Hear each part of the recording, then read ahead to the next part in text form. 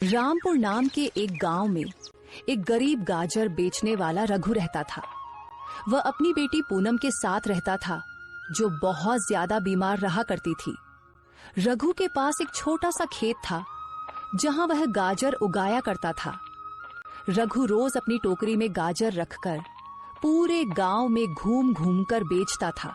गाजर ले लो, गाजर, ताजा ताजा गाजर। हे भगवान, आज एक भी गाजर नहीं बिकी।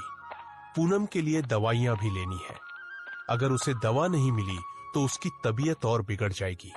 रघु, क्या हुआ बेटा? इतने उदास क्यों हो? आज भी कोई गाजर नहीं बिकी क्या? मैं तो कहता हूं ये धंधा छोड़कर सेठ भूषण के पास काम पर लग जाओ। वह तुम्हें अच्छे खासे पैसे भी दे देगा, या फिर तुम अपने खेत में कोई और सब्जी उगा लो। नहीं काका, मेरा इससे गुजारा हो जाता है। सेठ भूषण के पास अगर कभी जरूरत हुई तो मैं जरूर काम करूंगा। रही कोई और सब्जी उगाने की बात तो काका, मेरा छोटा सा खेत है, उसमें एक ही सब्जी लग सकती है और मुझे गाजर उगाना अच्छा लगता है, इसलिए मैं गाजर उगा लेता हूं। हाँ बेटा, तुम बहुत अच्छे हो, पर क्या करें, तुम्हारी किस्मत खराब है।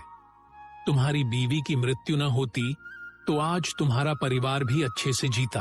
हाँ काका, वो तो है, पर क्या करूं?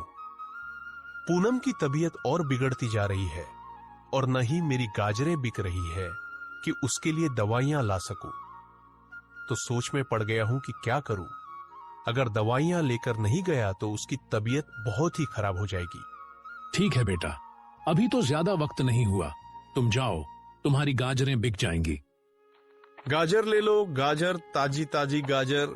रघु आवाज लगाता हुआ जा रहा था कि सामने एक औरत खड़ी थी। उसने रघु से कहा, रघु भाई, इतना समय लगा दिया, मैं कब से आपका इंतजार कर रही हूँ। मेरा बेटा रो रहा है, मामा गाजर का हलवा बनाकर दो। मुझे 100 की गाजरें दे दो ताकि मैं अपने बेटे को गाजर का हलवा बनाकर दे सकूं। लो बहन, अभी दे देता हूँ।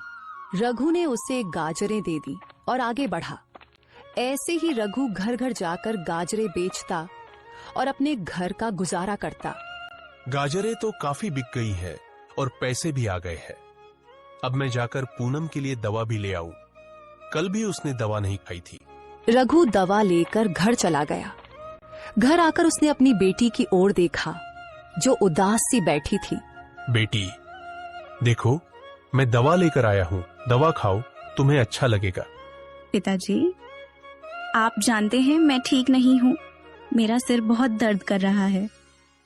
परेशान मत हो बेटी, बस दवा खाओ और आराम करो, दवा तुरंत असर करेगी। बेटी ने रघु की बात मानी और दवा खा ली।